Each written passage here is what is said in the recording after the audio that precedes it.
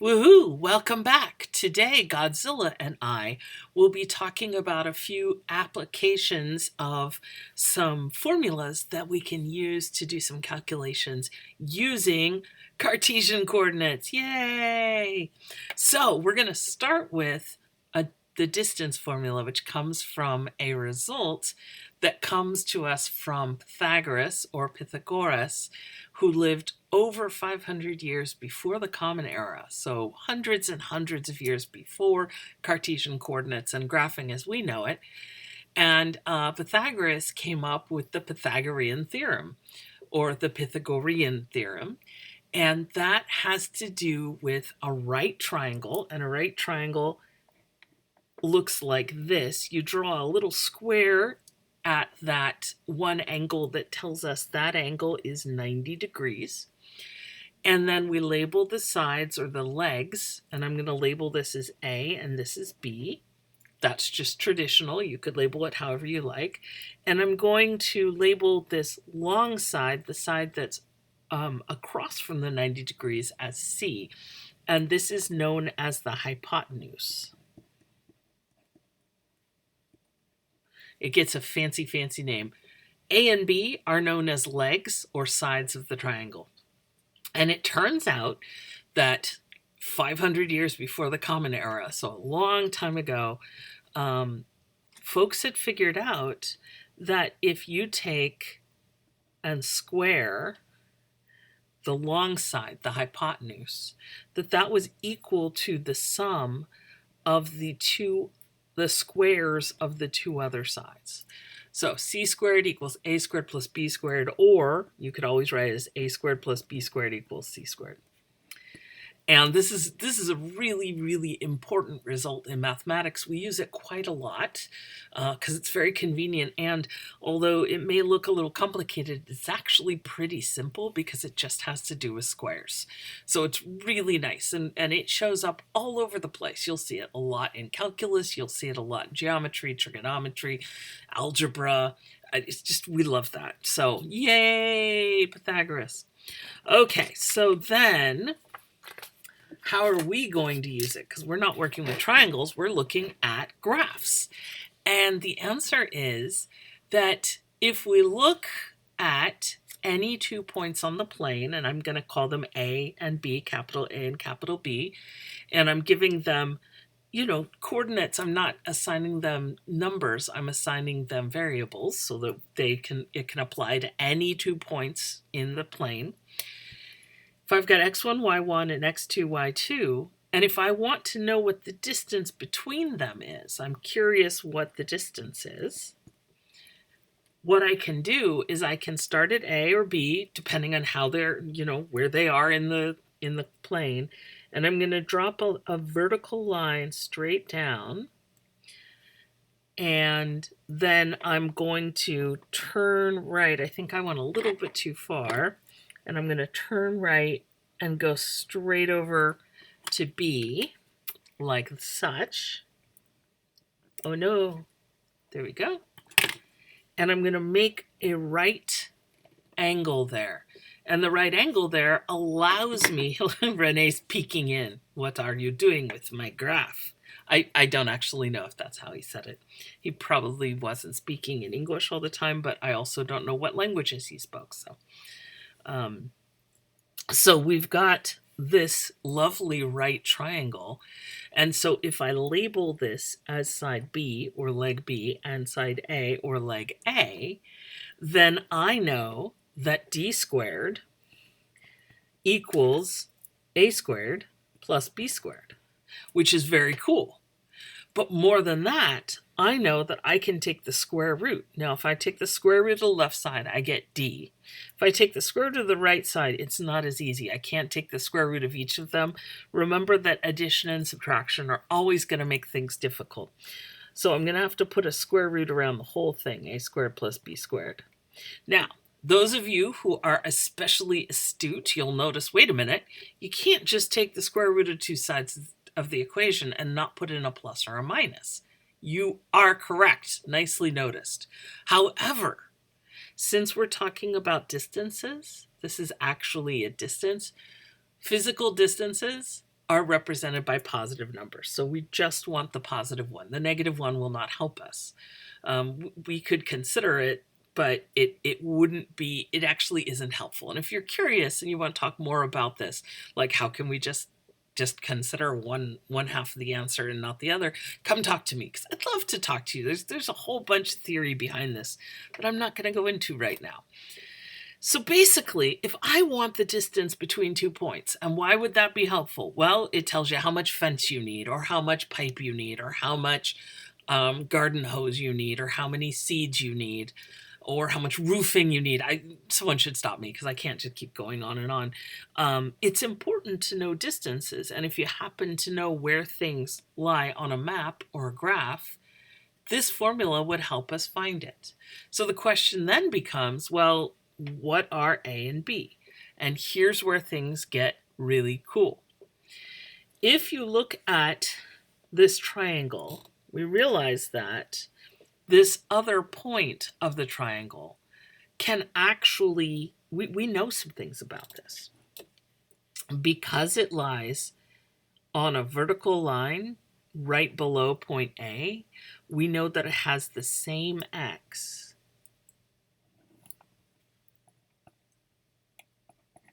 as A. So we've got x sub 1. And because it lies, and I know I didn't draw it very well, but it's supposed to be a horizontal line, from B, we know that this has the same y.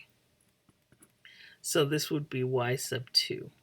So now we know the coordinates of this point, and so we know that B, this distance, is just how far up it went. Well, how far up it went is from y2 to y1.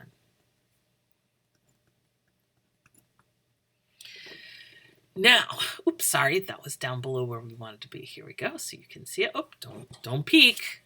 I don't want, no spoilers, spoiler free. So here's the thing. I drew A as a point up to the left and B as a point down to the right. But if I want to do this in general, I have to recognize that this won't always be the situation. B might be over here or over there or all sorts of places.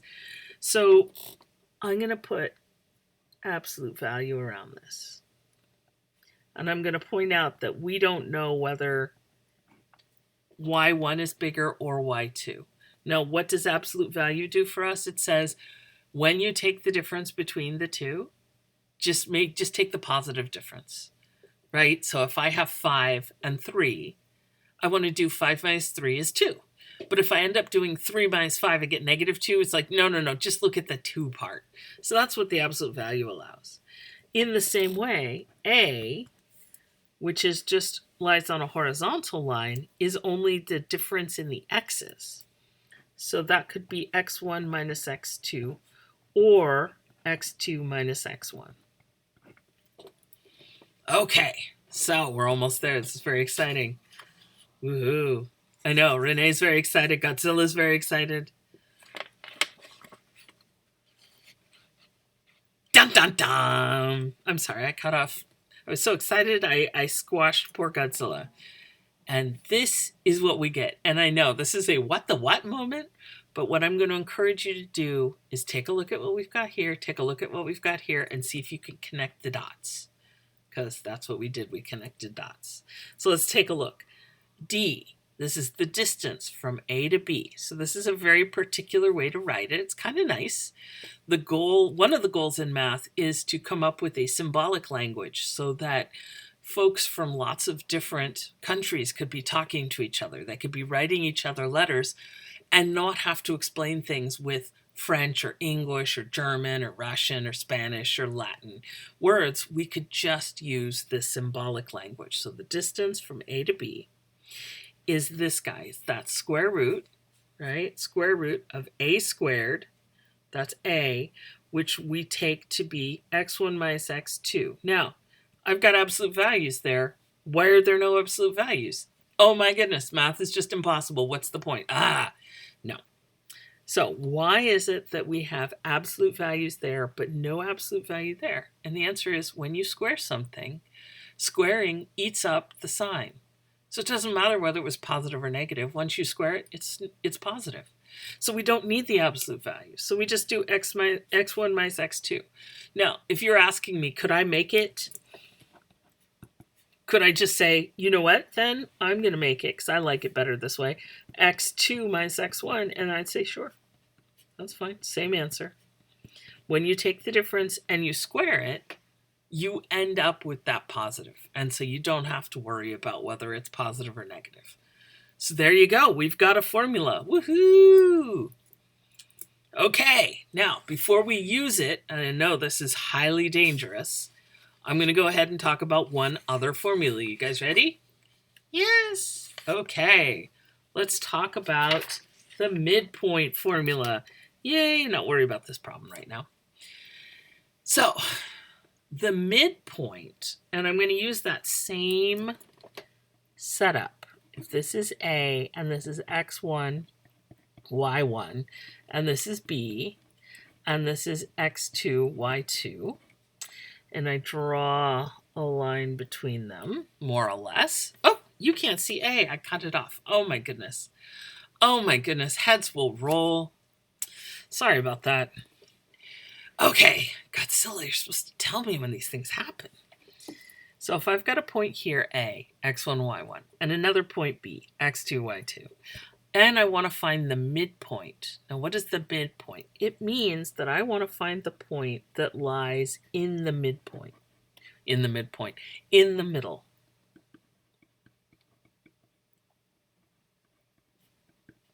So this is the middle point. It lies on the middle of the graph. Why would we want to do this? Well, lots of reasons. We may want to cut this line segment into two pieces.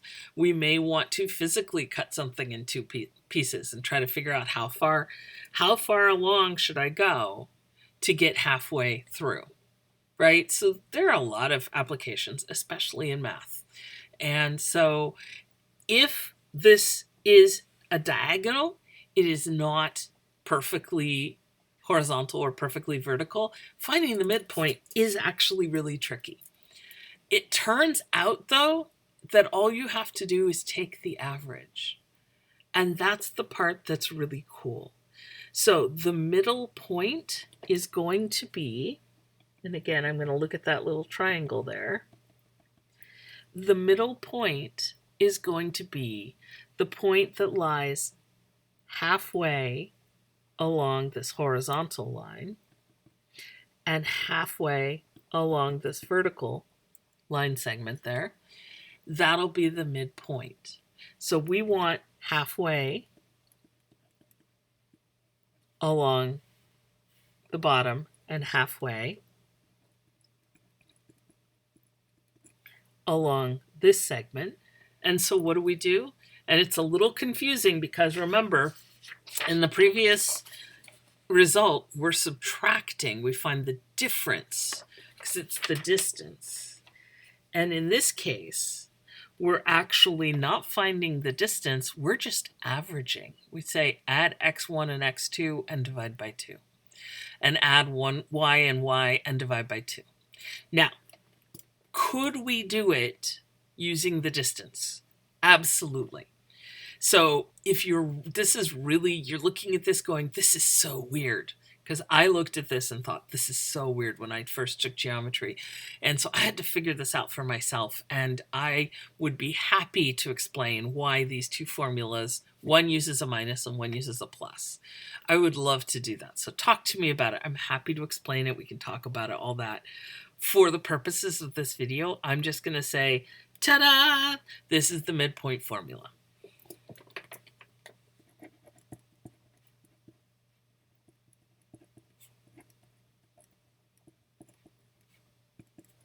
There we go. And so what we're going to do in this problem, seriously, it's one of those days. You know those days? For this next problem, I'm giving you 2 points, which I'd like you to plot the points. I'd like you to find the distance between them. I'd like you to find the midpoint of the segment between them.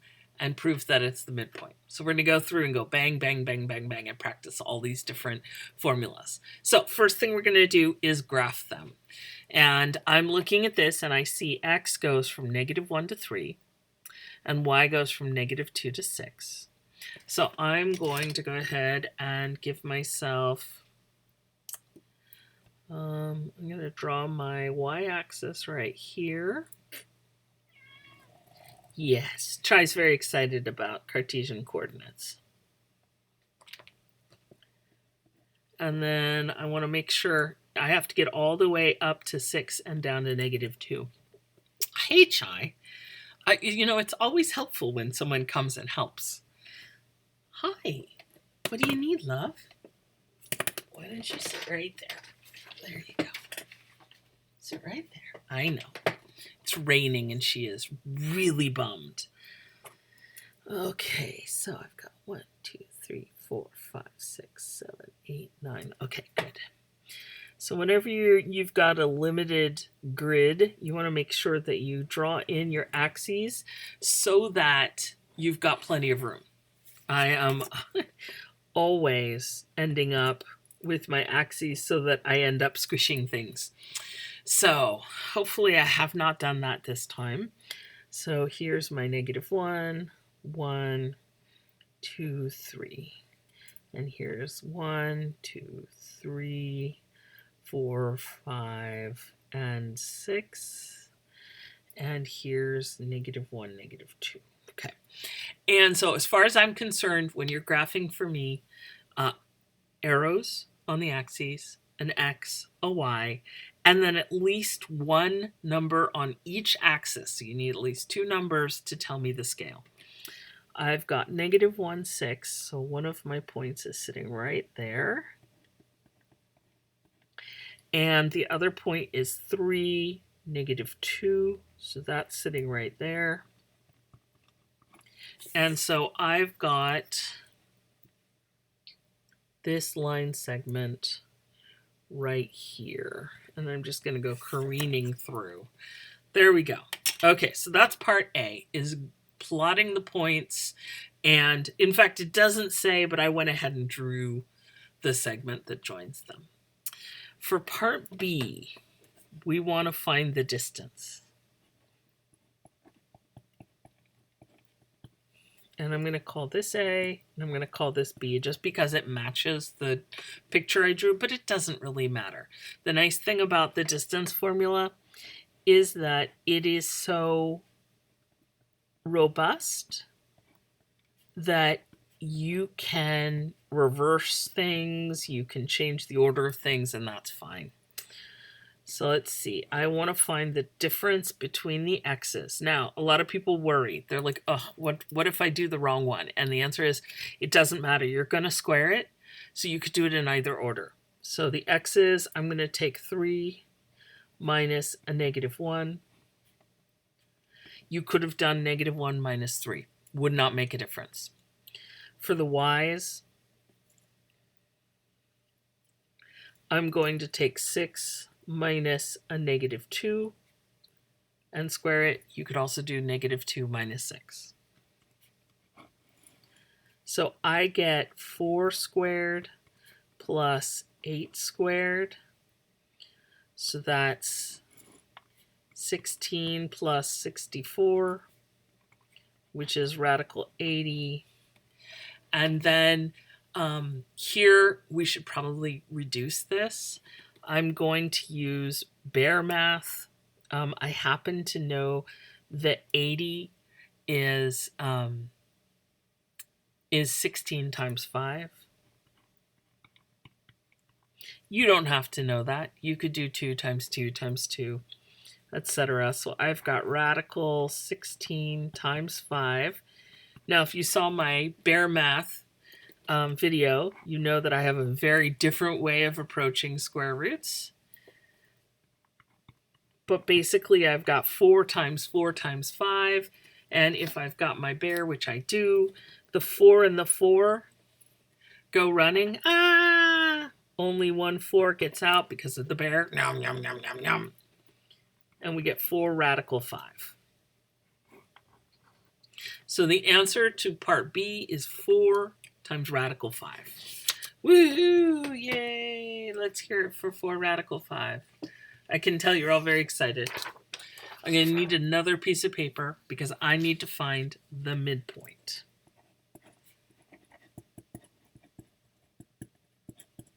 So now, how is the midpoint different from the distance? Sorry. Remember, the distance formula has subtraction. The midpoint formula has addition. So if my 2 points are -1, 6 and 3, -2, then all I have to do is add them. Does it matter which order I use? No.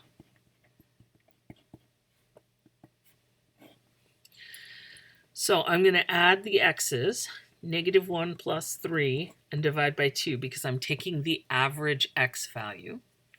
And then for y, I'm going to do 6 plus a -2 all over 2.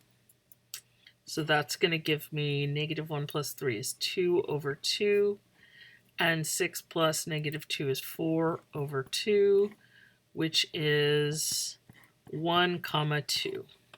So that's my midpoint. And in fact, we can go ahead and look at the graph and say, does this seem reasonable? 1, 2. So let's see, 1, 2 is right there. And this does look like it is the same distance, right? This goes across, it goes over 1, 2, and down 1, 2, 3, 4. And this one, the other half, goes over 2 and down 4. Seems like they are the same distance. But if I'm going to prove it's the midpoint, I need the distance from point A to the midpoint. Does that equal the distance from point B to the midpoint? Does that make sense? So in other words, I want to know this distance, which I can draw in, I can draw this distance in green. So that would be this distance right there. Oh, let me get this sideways. There we go. They both, see, we can all coexist in the same YouTube window. And then this is going to be this distance. So I want to prove that the distance from point A to the midpoint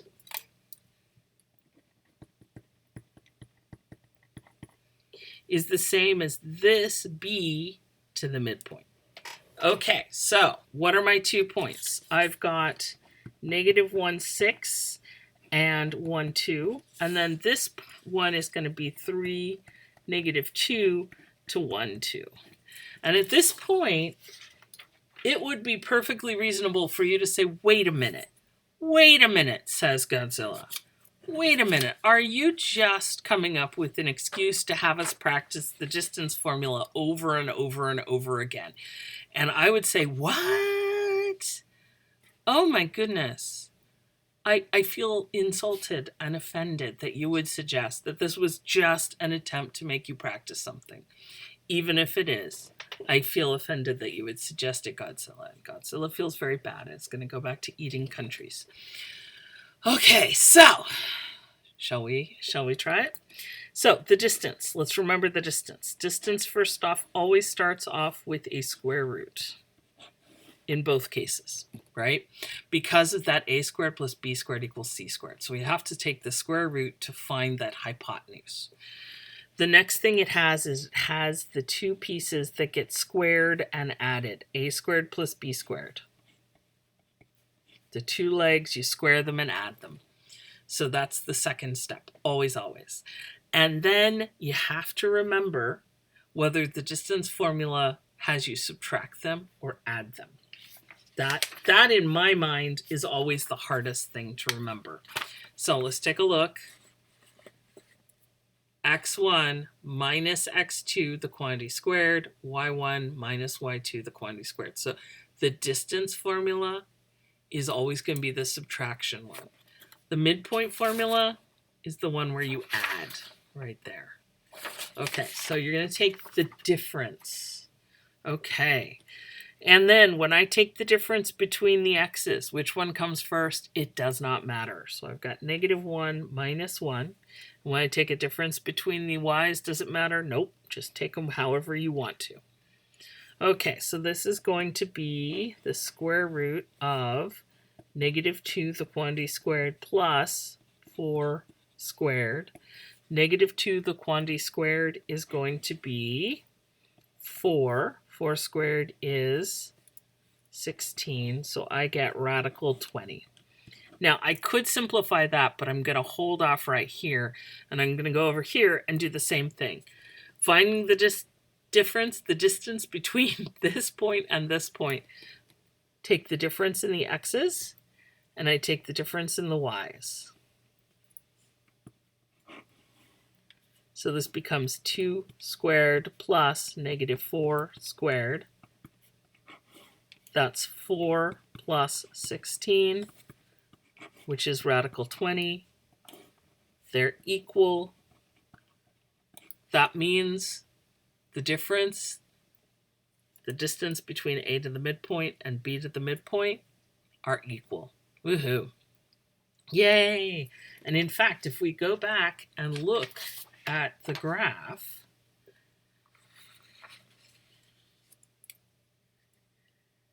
remember when I said when we go from A to the midpoint, we go 2 over in the x direction and 4 down? You see the 2 and the 4, the 2 and the 4. 2 over and 4 down, 2 and 4, 2 and 4. So you're going to see the numbers we see on the graph in the formula. Now, technically speaking, have we proven it's the midpoint?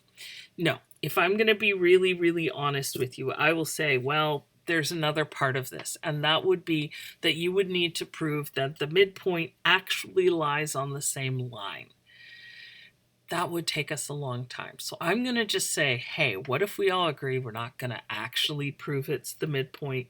We will prove that this point lies in the middle of these other 2 points. Okay, so that's really what we showed. We showed that this green line segment and this yellow line segment have the same length. And the rest of it, we're going to skip for right now. We can always come back. And if this really bothers you, you're like, no, I want to see this, let me know. I will show you. I will show you in office hours. I will show you. I will send you email or messages, however you'd like to do it. But for now, I think I'm really happy. If you understand this, awesome. If you don't, please reach out to me, reach out to tutors. Ask lots of questions. We are here to help you understand. That is our goal. And so, it's been almost 30 minutes, so definitely go take a break, get hydrated, get a snack, go dance, go scream, go listen to music, listen to the news, whatever it is that you do to relax, give yourself a little break, pat yourself on the head, say, nice going, me, I'm awesome. Because you are. You're awesome and amazing, and I hope you have a great day. Math on and woohoo.